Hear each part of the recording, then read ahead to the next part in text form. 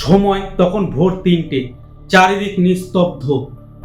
একটি পরিবার লিফটে উঠল, কিন্তু কয়েক সেকেন্ডের মধ্যেই সেই লিফটটা হয়ে গেল একটি মৃত্যুর ফাঁদ। আর কিছুক্ষণ পর স্ত্রীর কোলে এসে পড়ল স্বামীর রক্তাক্ত দেহ।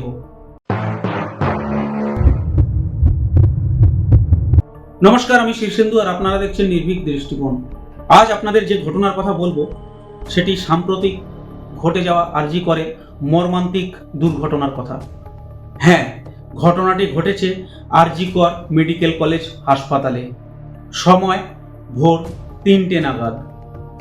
একজন ব্যক্তি তার স্ত্রীকে নিয়ে হাসপাতালে এসেছিলেন তার ছোট্ট বাচ্চাটির ভাঙা হাতের অপারেশন করাতে, কিন্তু কিছুক্ষণের মধ্যেই সব কেমন যেন ওলটপালট হয়ে যায়। এই ঘটনার সবথেকে কষ্টের দিক কোনটি জানেন?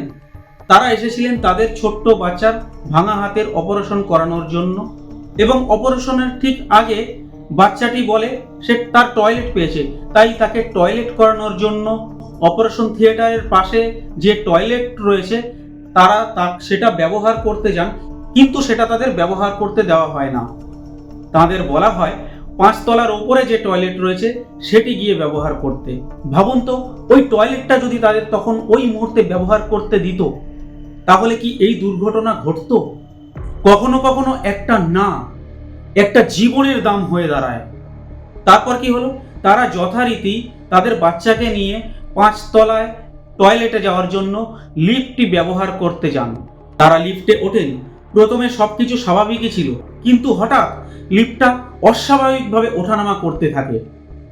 একসময় লিফটটা গিয়ে বেসমেন্টে গিয়ে থামে। দরজা খোলে, কিন্তু সামনে ছিল একটা লোহার গেট, তালা দেওয়া, বেরোনোর কোনো রাস্তা নেই।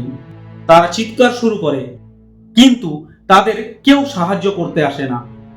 হঠাৎই লিফটের দরজা বন্ধ হয়ে যায়। এরপরে ঘটে যায় সবচেয়ে ভয়ঙ্কর ঘটনা।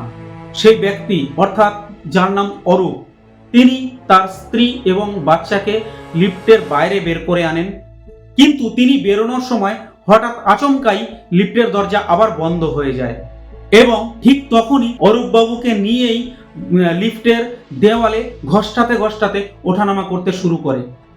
আর তখন অরূপ বাবুর স্ত্রী তার বাচ্চাকে নিয়ে একদম নিচেই ছিলেন। কিছুক্ষণ পরেই হঠাৎ ঘটে যায় মর্মান্তিক ঘটনা। কিছুক্ষণ পর তার রক্তাক্ত দেহ তার স্ত্রীর কোলে এসে পড়ে। ভাবতে পারছেন, নিজের চোখের সামনে এমন একটি মর্মান্তিক দৃশ্য। একটা লিফট যেটা নিরাপত্তার জায়গা হওয়ার কথা, কিন্তু সেটাই হয়ে গেল একটা মৃত্যুর ফাঁদ।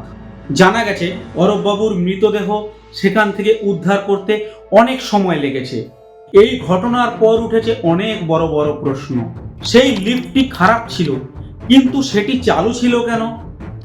অপারেশন থিয়েটারের পাশের টয়লেটটি তাদের ব্যবহার করতে দেওয়া হলো না কেন? এবং মৃতদেহ উদ্ধার করতে এত সময় লাগলো কেন? কেন এত দেরিতে তাদের উদ্ধার করা হলো? এটা শুধু একটা দুর্ঘটনা নয়, এটা একটা সিস্টেমের ব্যর্থতা। হাসপাতাল কর্তৃপক্ষের দায়িত্ব ছিল নিরাপত্তা নিশ্চিত করা, আর সবথেকে বড় কথা, প্রশাসনের দায়িত্ব ছিল এই সিস্টেমটাকে ঠিকমতো মনিটর করা। কিন্তু এখানে একটা খারাপ লিফট, একটা না, এবং একের পর এক অবহেলা সব মিলিয়ে কেড়ে নিল একটা প্রাণ। এই ঘটনা শুধু একটা দুর্ঘটনা নয়, এটা একটা বড় সতর্কতা। একটা ছোট্ট ভুল, একটা অবহেলা, আর তার ফল একটা প্রাণ চলে যাওয়া। তাই আমার পক্ষ থেকে আপনাদের সতর্কতা, এরপর আপনি যখন লিফটে উঠবেন তখন চারপাশটা ভালো করে দেখে নেবেন, কারণ কখন কোন লিফট কার মৃত্যুর ফাঁদ হতে পারে সেটা কেউ বলতে পারে না। একটা লিফট, একটা গাফিলতি সব শেষ করে দিল। যাই হোক বন্ধুরা, এই ভিডিওটি দেখার পরে আপনার কাছে আমার একটা প্রশ্ন, যে আপনার কি মত? এখানে গাফিলতি কার? প্রশাসনকে কি আরো বেশি সতর্ক হওয়া প্রয়োজন? এই মর্মান্তিক মৃত্যুর দায় কে নেবে? আপনার কি মনে হয়? কমেন্টে জানান আপনার মতামত। আর ভিডিওটি ভালো লাগলে একটা লাইক করে চ্যানেলটা সাবস্ক্রাইব করে পাশে থাকুন, আর দেখতে থাকুন নির্ভীক দৃষ্টিকোণ। নমস্কার।